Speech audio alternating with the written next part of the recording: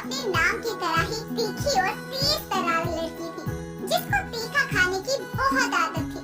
हर dish में उसको तीखा ज्यादा चाहिए होता है। एक दिन तो जब वो अपने घर में बैठी spicy tandoori momos with extra spicy chutney के साथ खा रही थी, तभी उसकी माँ बबली आकर उसको बोलती है, अरे तू फिर ले आई है मोमोज? तेरा बाहर का खाना खा खा कर पेट नहीं भरता क्या?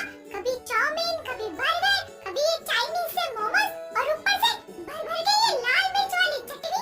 अरे माँ, तीखे में ही तो मजा है। आय हाय, गरम गरम मोमो जब तीखी स्पाइसी चटनी के साथ मुंह में आते हैं, मजा ही आ जाता है। लाजवाब स्वाद आएगा। स्वाद नहीं, भगवान याद आएगा। अरे इतना तीखा खाती है, तेरे पेट के लिए अच्छा नहीं है। तेरा नाम मिर्ची है, इसका मतलब ये नहीं कि तू सारा ही मिर्ची खाना खाती रहे। तो ये तो आपको मेरा नाम रखने से पहले सोचना चाहिए था ना।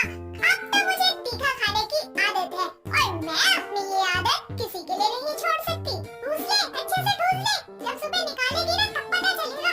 अरे किसी को कुछ पता नहीं चलेगा, पहली बार थोड़ी ना खा रही हो। अरे हमेशा से खाती आ रही हूँ। मिर्ची 1 मिनट के अंदर ही सारे स्पाइसी मोमोज खा जाती है। ऐसे ही वो कभी भी बाहर जाती तो वहाँ भी एक्स्ट्रा स्पाइसी खाना ऑर्डर करती। इससे उसको एक फायदा तो होता ही था कि उसके प्लेट में से कोई भी खाना नहीं खाता था। लेकिन गुजरते समय के साथ उसकी ये आदत और बढ़ गई। अब मिर्ची की उम्र शादी लायक हो गई थी, इसीलिए उसकी माँ उसकी शादी शौर्य नाम के लड़के से तय कर देती है और थोड़े समय बाद में उसकी शादी उससे करवा देती है। शादी के बाद जब मिर्ची पहली बार खाना बनाती है तो पहला निवाला खाते ही उसकी सास कुसुम बोलती है, हाय हाय आग लग गई, शौर्य बेटा पानी दे। अरे माँ जी कहाँ आग लग गई? मुझे तो दिख नहीं रही। हाँ माँ, कहाँ लगी है आग? मुझे भी नहीं दिख रही। मेरे पेट में बेटा, और कहाँ? अरे करमजली, ये खाना है या मिर्च का घोल? कितनी तीखी सब्जी है, इसको खाकर तो पेट में आग लगेगी। पर माँ जी मैंने तो मिर्ची डाली ही नहीं है इतनी। देखो खाकर बताती। मिर्ची अपनी बनाई सब्जी बड़े ही आराम से चखकर अपनी सास से बोलती है, देखो मुझे तो जरा सी भी मिर्ची नहीं लग रही, कहीं से भी कोई चीज तीखी नहीं है। अरे आप बिना खाना के ओवर एक्टिंग कर रही है ताकि पहली बार आपको मुझे रसोई का शगुन न देना पड़े। अरे मिर्ची ऐसा नहीं है, माँ को शायद लग रही हो ज्यादा मिर्च। रुको मैं खा कर बताता हूँ। शौर्य मिर्ची के बनाए खाने को चखता है तो उसकी आंखें ही खुली की खुली रह जाती है। वो कुछ बोलने लायक ही नहीं बचता और आंखों से ही पानी मांगने का इशारा करता है। ये देखकर मिर्ची बोलती है, देखा कहा था ना नहीं है मिर्ची। शौर्य जी ने भी कितने आराम से खाना खा लिया। शायद इतना अच्छा खाना बना है कि वो कुछ बोलने लायक ही नहीं बचे। अरे नासपीटी, वो पानी मांग रहा है, पानी दे। मिर्ची शौर्य को पानी दे देती है, जिसके बाद वो पानी पीकर जीभ बाहर निकालकर हाथ से हवा करता है और बोलता है, ये खाना बनाया है। अरे इतनी मिर्च तो मिर्च में भी नहीं होती। कसम से माँ, पेट में आग लग जाती है। मुझे नहीं खाना ये खाना, सारे मुंह को जला कर रख दिया। आ बेटा, मैं तुझे दही चीनी खिलाती हूँ, ठंडक मिलेगी तेरी जीभ को। कुसुम शौर्य को दही चीनी खिला देती है, जिसको खाकर वो अपने काम पर निकल जाता है। फिर सब अपने कामों में व्यस्त हो जाते हैं। शाम होने पर मिर्ची खाना बनाने की तैयारी करती है, जिसे देखकर कुसुम उसे बोलती है, बहू सुन ले, रात के खाने में मिर्च डालने की जरूरत नहीं है। अच्छा ठीक। मिर्ची खाना बनाती है जिसमें बिल्कुल भी मिर्च नहीं होती। वो सबको खाना खिला देती है लेकिन खुद कुछ नहीं खाती। ये देखकर शौर्य उससे बोलता है, अरे मिर्ची तुम खाना क्यों नहीं खा रही? शौर्य जी, मुझसे ये फीका सा खाना नहीं खाया जाएगा। मुझे हमेशा से तीखा खाने की आदत है। अच्छा तो तुम कुछ ऑर्डर कर लो बाहर से, मैं तुमको ऐसे भूखी नहीं सोने दूंगा। इस वक्त क्या ही आएगा शौर्य जी, रहने दीजिए। एक दिन भूखा रहने से मुझे कुछ हो थोड़ी ना जाएगा, मैं सुबह खा लूंगी। ऐसे कैसे? चलो तैयार हो जाओ, हम बाहर चलते हैं कुछ खाने। जल्दी करो। मिर्ची जल्दी से तैयार होकर आती है, जिसके बाद शौर्य उसे अपनी कार में बिठाकर कुछ खाने के लिए बाहर ले जाता है। रास्ते में एक गोलगप्पे की रेहड़ी देखकर मिर्ची शौर्य से बोलती है, शौर्य जी वो देखिए गोलगप्पे, चलिए ना वहीं खाते हैं। इससे तुम्हारा पेट भर जाएगा। ऐसी कौन सी लड़की है जिसका गोलगप्पे खाकर पेट भर जाए? फिर भी आज रात के लिए यही काफी होंगे। ठीक है बाबा, मैं गाड़ी साइड लगाता हूँ, फिर गोलगप्पे खाते हैं। शौर्य अपनी कार को रोककर मिर्ची को गोलगप्पे वाले के पास लेके जाता है, यहाँ मिर्ची उस गोलगप्पे वाले को बोलती है, भैया जी गोलगप्पे खिला दो और एकदम बढ़िया तीखे। गोलगप्पे वाला मिर्ची को गोलगप्पे खिलाना शुरू करता है। वो एक गोलगप्पा खाती है और उस भैया से बोलती है, अरे भैया तीखा बहुत कम है, थोड़ा और लगाओ। ठीक है बहन जी। गोलगप्पे वाला उसे और तीखा गोलगप्पा खिलाता है, लेकिन वो फिर भी उससे बोलती है, अरे भैया तीखे की कमी है क्या आपके पास? तीखा बनाने को क्या है? समझ नहीं आता क्या?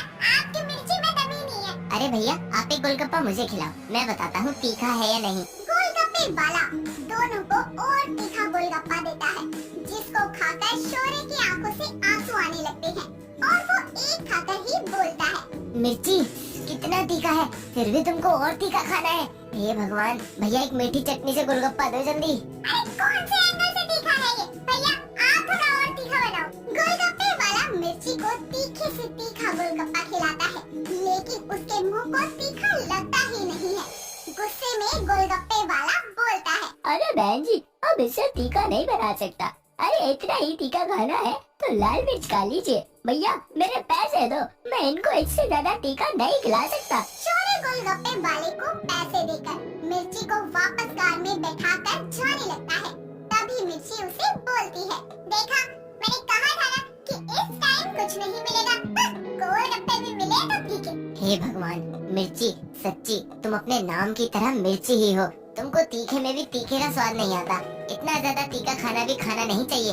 शौर्य जी अब मेरी जुबान को सिर्फ तीखा ही स्वाद आता है, तो मैं क्या करूं? दोनों घर आते हैं।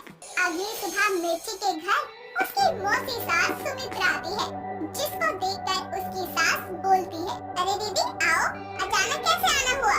अरे कुसुम शौर्य की शादी में नहीं आ पाई थी, तो सोचा चल अब मिलाती हूँ। नई बहू का चेहरा भी तो देखना था। अच्छा किया आ गई, मैं अभी मिर्ची को बुलाती हूँ। मिर्ची जरा बाहर आ, देख कौन आया है। मिर्ची बाहर आती है और अपनी मौसी सास के पैर छूकर उसका आशीर्वाद लेती है, जिसके बाद सुमित्रा बोलती है, अरे वाह बहू तो बहुत सुंदर है, सच्ची तेरे तो भाग खुल गई कुसुम, ऐसी बहू पाकर। अच्छा बहू तुझे खाना वाना बनाना आता है?